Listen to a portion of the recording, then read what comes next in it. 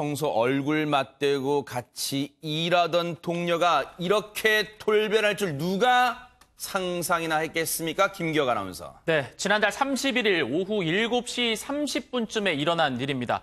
서울 서초구 번화가에서 흉기 난동이 일어난 건데요. 어이구. 자, 어떤 사이였는지 영상을 보면서 함께 설명해 드리겠습니다. 네. 네. 남성들과 한 여성이 몸싸움을 벌이고 있습니다. 아이고, 밀고 아이고. 당기면서 점점 격해지는데요. 네. 자, 주먹 다짐으로까지 가기 직전의 모습입니다. 네. 넘어지기까지 하고 그런데 한 남성이 인근 음식점으로 들어가서 무언가를 들고 나오는데 한 손에는 흉기가 들려 있습니다. 아이고. 자, 오른쪽에 잘 안 보이시겠지만 오. 이 흉기를 가지고 아까 몸싸움을 하던 동료에게 휘두르는 겁니다. 하하. 자, 오른손에 흉기가 들려 있고 이 모습을 본 남성과 여성이 줄행랑을 치고 이 남자는 뒤쫓아갑니다. 네. 예, 정말 무서운 상황인데요. 구급차까지 출동을 한 상황이고요. 정말 저 직장 동료들인가요? 어쨌든 저 남성과 여성은요.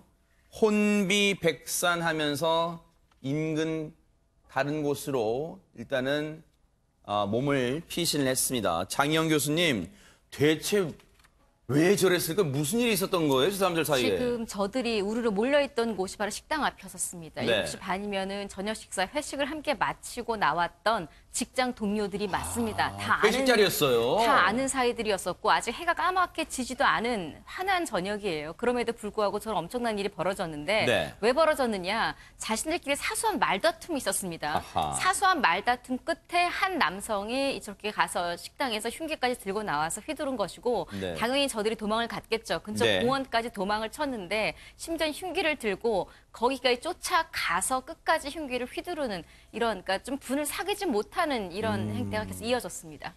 저 때가 서울 강남의 한 도로예요. 지금 저 CCTV 상에 봐도요. 저 때 많은 분들이 오가는 시간대였습니다. 훤한 시간이었어요. 저녁이라지만요. 그런데 저 장면을 목격하신 분들도 얼마나 놀라셨을까요? 그 얘기 들어보시고 이어가 보도록 하겠습니다.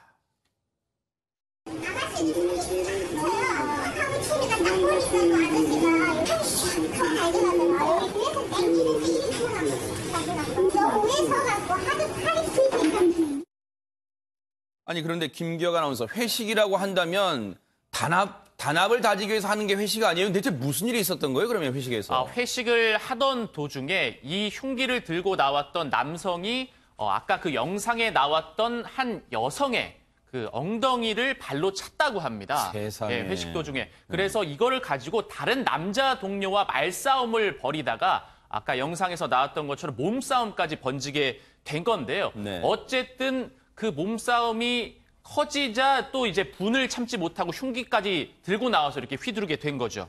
이수정 교수님, 어쩌다가 우리 사회가 이래 됐습니까? 직장 동료하고 이런 다툼, 사소한 말다툼에 흉기까지 들고 설치다니요. 도저히 상식적인 그 생각이 들지 않는 사건인데요. 네. 사실 이 사람이 서초구 정도에 되는 직장에 다니고 그리고 저렇게 직장 동료도 있고 회식도 할 정도의 직장 같으면 아마도 상당히 고학력자일 가능성이 높은데도 불구하고 네. 지금 이렇게 우발적으로 그냥 본인이 잠깐 아마도 이제 당사자는 오해를 받는다는 이유로 주변에서 막 이렇게 이제 공적이 되는 것처럼 느껴지니까 결국 억울한 마음이 들어서 아마 뛰어가서 칼을 들고 나온 게 아닌가 싶고요. 네. 애당초에 이제 문제가 됐던 것은 이 남성의 이제 여성 직원에 대한 어떤 대우, 예컨대 엉덩이를 발로 찼다는 거잖아요. 직원이 있을 수 없어요. 있을 수 없는 얘기죠. 네. 지금 이 대낮에 다 큰 여성의 엉덩이를 발로 찬다. 이게 도대체 어디서 나온 행위인지. 그러니까요. 그 다음에 이어진 일들은 차치하고라도 애당초에 그 원인 제공을 했던 그러니까요. 그 행위 자체가 이해가 잘 안 됩니다. 네, 평소에 이 사람의 성인지 감수성에도 뭔가 문제가 있다는 생각도 들어요. 그런데 최명기 원장님, 흉기를 휘둘렀을 때 다른 사람의 몸을 다치게 하거나 더 나아가서는 자칫 잘못하면 생명을 앗아갈 수도 있다 이런 생각을 안 했을까요, 이 사람은요? 어쩌면 그게 이 사람의 목적이었을 겁니다. 순간적으로는. 세상에, 아우. 그러니까 아마 여기에는 이제 평소에 이 사람들과 이제 관계가 이제 있었을 겁니다. 아마 평소에 직장 내에서 갈등이라든가 좀 이렇게 화가 난다든가 그런 게 이제 누적이 되었었을 거고요.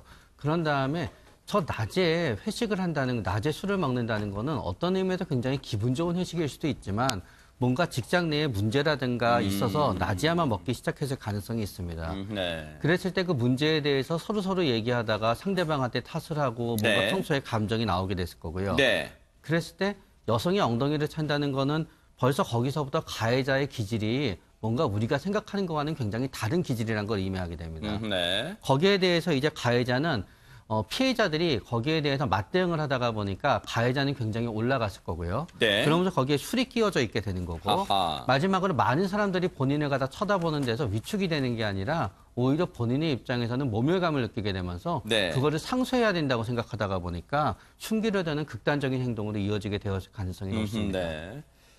그런데요, 사실 법이라는 게 박지훈 변호사님 어떤 결과가 이루어지지 않고서는 처벌을 그의 행위에 대한 처벌을 또 못하잖아요. 이게 사람이 정말 가벼운 그 앞서 피해자분들이요, 그나마 천만다행으로 가벼운 부상에 그쳐 다행이지 만약에요 정말 생명의 지장 위협을 받았다면 어쩔 뻔했어요 진짜. 그렇죠. 부위나 어떤 행동에 따라서는 살인죄도 될 수가 있고요. 또 살인 미수죄까지 될 수가 있는데 일단은 가벼운 경상이라고 합니다. 네. 근데 위험한 물건을 이용해서 이 상해를 입히기 때문에 특수상해죄가 성립할 수가 있고요. 네. 또 여자 그 직원한테 엉덩이를 뭐 발로 찼던 행위, 네. 강제추행죄가 성립할 수가 있습니다. 네. 그렇기 때문에 두 가지 범죄로 지금 입건된 상황이고 아마 이 두 가지 범죄지만 뭐 다른 뭐 요인도 봐서 좀 처벌을 받아야 될 것으로 좀 보입니다. 이 정도면은 박지훈 변호사님 보시기에는 글쎄요.